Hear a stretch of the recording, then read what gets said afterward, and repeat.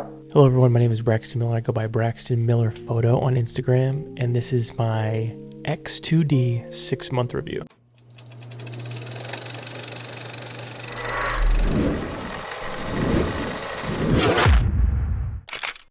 So, truth be told, I've actually kind of put off this review for this system. It took me a while to form my opinions. I like to be as thorough as possible in my real world reviews. I don't get set cameras. Everything that I do, I decide on myself. I'm weighing pros and cons and actually trying to find systems that I like. This was my biggest system change in a long time. If you watched my last video, I'd actually sold all my cameras except my Q2. I was looking for this to be a work and all-around camera, and it, by its weight and what it produced, looked like it would be something that I would maybe potentially be able to be in long term and just commit to one system, not 7 different cameras that covered a bunch of different things. The lenses that I had with this were the 28 f4, the 55 2.5, and the 90 2.5. Today I'll mainly be talking about the camera, but I will cover these lenses individually at some point in this video. Now, I always do my best to cover as much as I possibly can. However, if you have any questions or just want to pick my brain on something like that, I'm happy to get to a comment. Just drop it below. Always looking to reply to constructive comments. So with the Mark II of this system being released, it really got me thinking about the system more, and I feel like it really was able to build a good framework for how I wanted to do this video, because I started thinking with my time with the X2D, it was so good. I'm not sure how you improve upon a digital camera in the medium format realm. Obviously, some people will be looking for autofocus, and with their new LiDAR system, it is improved, but I didn't have any issues with the previous system. So when we're looking at this, I wanted to kind of zoom out and look at the just whole ecosystem of what Hasselblad has put out. Like I said, I sold the camera, so I don't have a body to be able to put on camera. However, it is an absolutely gorgeous camera. This finish was very similar to the Leica Black Chrome, if you're familiar with it. It can get worn down pretty easy just on the surface level. It is then shows a silver underneath the black, like anodized kind of metal. For my experience, I actually, in 6 months, started to get some wear marks. So if keeping cameras super pristine is something that you care about, this might be something to note. I personally don't mind if cameras have work wear. That's just a part of carrying them every day. If you're familiar with the user interface, it was actually very clean, very easy to navigate. I preferred it to some of the cameras that I've used before. You know, coming from some Sony cameras and even the Leica stuff, it is a better, more streamlined UI, if you ask me. One of the things I've started to do recently with my own photography is I've done a little bit more nature work. So with nature comes, you know, backpacking, walking around with the camera. Weight was never an issue for me. I was able to pack it, bring it along, have it around my neck, almost no neck fatigue. I actually ended up taking it on some trails in upstate New York where I was living at the time. It was very easy to take, and on those trails, you know, you can end up doing 5-10 miles in a day, and I had no issues taking that camera with me. To add on to that point, I took this camera almost everywhere with me while I was testing it. I paled it around when I was taking my dog on walks, and so that really for me is a testament to the design, form factor, size, that I can take it continually with me and never want to leave it behind. That's something for me that sometimes with bigger cameras and bigger systems, I'll end up almost passing up taking them, and then if you don't have your camera on you, then you're not going to get those shots. And it was one of those where it was light enough, small enough that I was just taking it with me no matter what, and that's a really good sign. Very similar to how I use the M system, just taking it with me day after day after day. Now, as a final point of looks, this can matter to you, this couldn't matter to you, but it is something worth note. I had on multiple occasions people come up to me and ask me about the camera, ask me about the brand, and I'm not sure if because that specifically is eye-catching or people recognize the logo and recognize Hasselblad, but I've had Leicas with me for forever, and no one has come up to me at the pace that they were coming up and asking about the Hasselblad. So if you're trying to be a little bit more incognito, maybe the Hasselblad doesn't work as well for you. This might be just my experience. However, it is something worth noting in a review like this. Speaking of eye-catching, I want to move on to what the camera actually produces. And generally, you know, my reviews, I like to be able to just show you sample images because I can talk about cameras for forever. However, it's sometimes really nice to just be able to get to see things. These images will essentially just be in chronological order from when they were taken, and we will cut to the sample images now.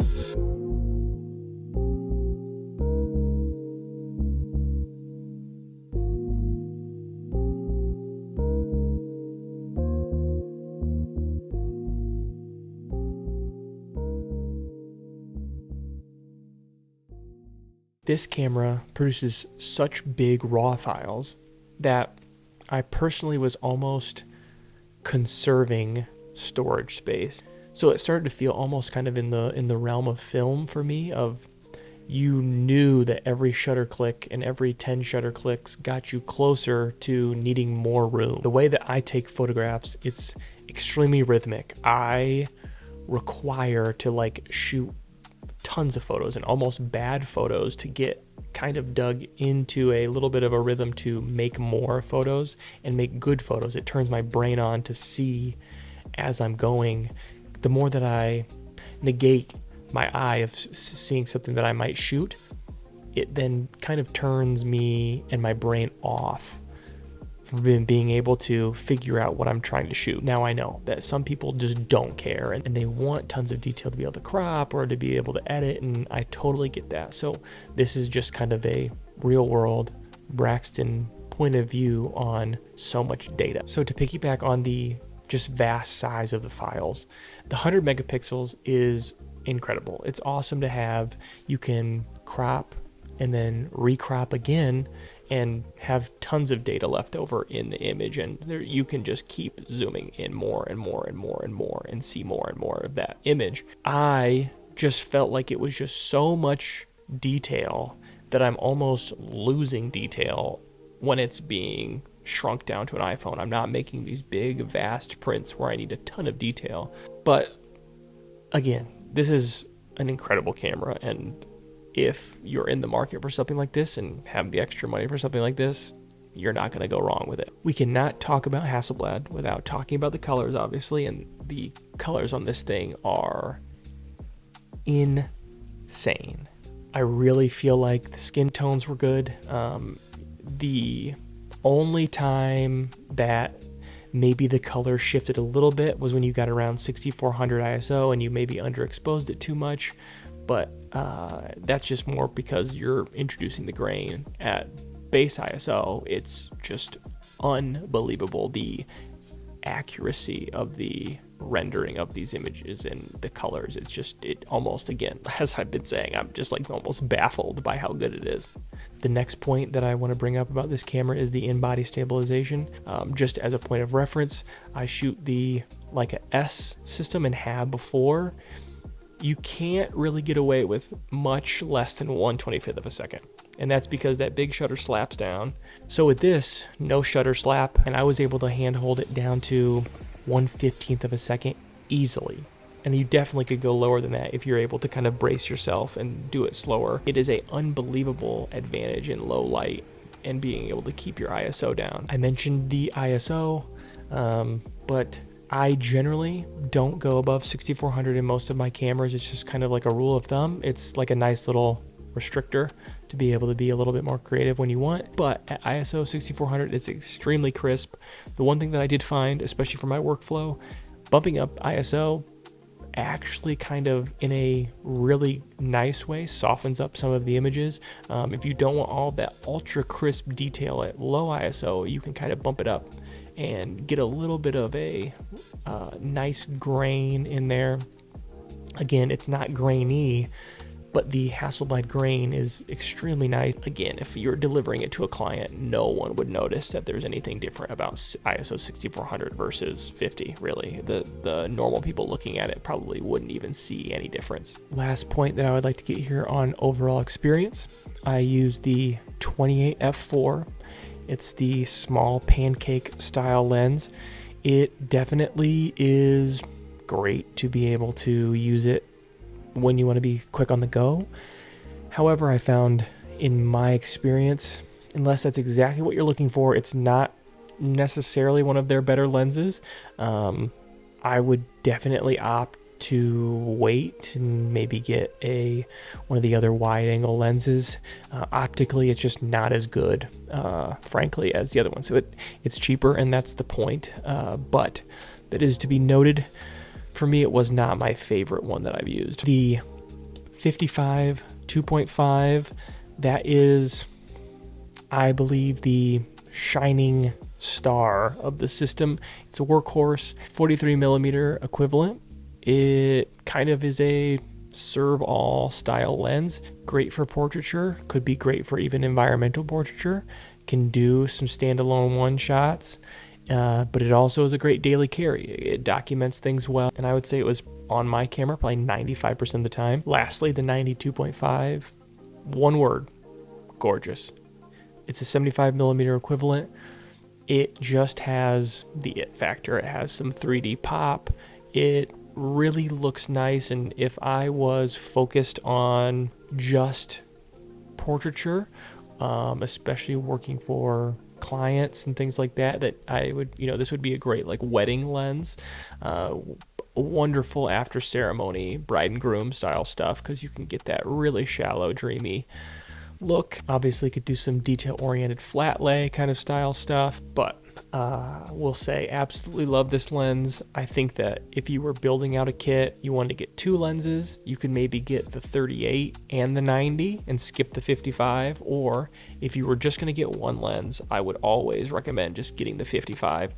It sits so well in that square format. So overall, it's like a perfect match. So let's get into the final questions for this system. Who is it for?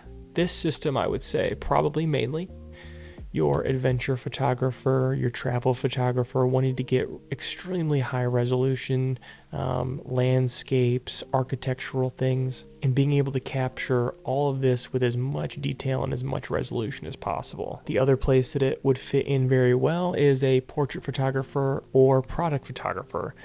Again, those two fields really require a lot of detail for retouching, editing, all of those kinds of things. So again, this system really fits well with that. I wouldn't necessarily say that it maybe is better than some of the H system stuff. If you really are interested in product photography or portraiture, H system has and probably will stand the test of time. Is probably one of the best systems for that stuff. And I cannot leave out, it's for the hobbyist that has the extra cash and wants the best thing that they possibly can buy. I think this is one of the best digital cameras that you can buy, especially outside of the Leica lineup. That feels nice, gives you the quality that people are looking for at that price point, and not just a flagship body that has tons of buttons, is a little bit more rugged feel. This, of course, gives you that, which you hate to say it, but it gives you that luxury watch style feel. And I think that someone that's a hobbyist that's looking for the best they can buy, this would be something that they would be looking for.